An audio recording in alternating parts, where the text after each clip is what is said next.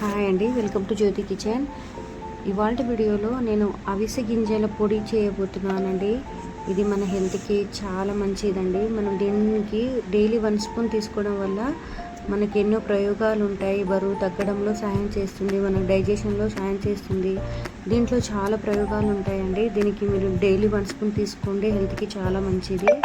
అది ఎలా చేయాలనేది చూపించబోతున్నాను. శుభ్రంగా కడిగేసుకున్నానండి. కడిగేసుకున్న తర్వాత కడాయి హీట్ అయ్యాక ఈ విధంగా ఫ్రై చేసేసుకోవాలి. ఈ విధంగా మధ్య మధ్యలో కలుపుకుంటూ మంచిగా ఫ్రై చేసుకోవాలండి. ఇలా ఫ్రై అయిపోయిన తర్వాత మనం ప్లేట్లో వేసుకుని పక్కన చల్లార్చాలండి. పక్కన పెట్టేద్దాము. ప్లేటు విధంగా చల్లార్చాలి. అలాగే కడాయిలో 1 టీ స్పూన్ ఆయిల్ వేసుకోవాలండి హీట్ అయ్యాక.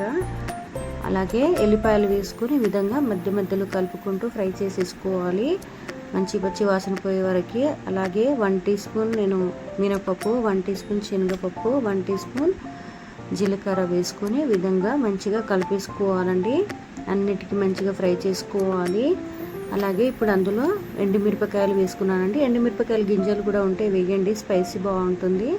అలాగే పచ్చిమిరపకాయలు వేసుకోవాలనుకున్నా వేసుకోవచ్చు, మీ ఇష్టం. అలాగే కరివేపాకులు వేసుకొని కూడా ఈ విధంగా మధ్య మధ్యలో కలుపుకుంటూ ఫ్రై చేసేసి వేరే ప్లేట్లో తీసుకొని మనం చల్లార్చిన తర్వాత ఇందులో కలిపేసుకోవాలండి. అవిసె గింజలు రెండిటికి మనం మంచిగా మెత్తగా ఈ విధంగా గ్రైండ్ చేసుకోవాలి, మిక్సీ పట్టేసుకోవాలన్నమాట.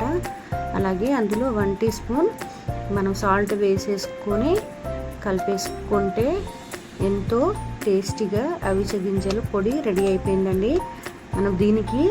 మనం ఒక బాక్స్లో వేసుకొని మనం స్టోరేజ్ చేసుకున్నామండి అనుకోండి, 1 to 3 months వరకైనా నిల్వ ఉంటుందండి.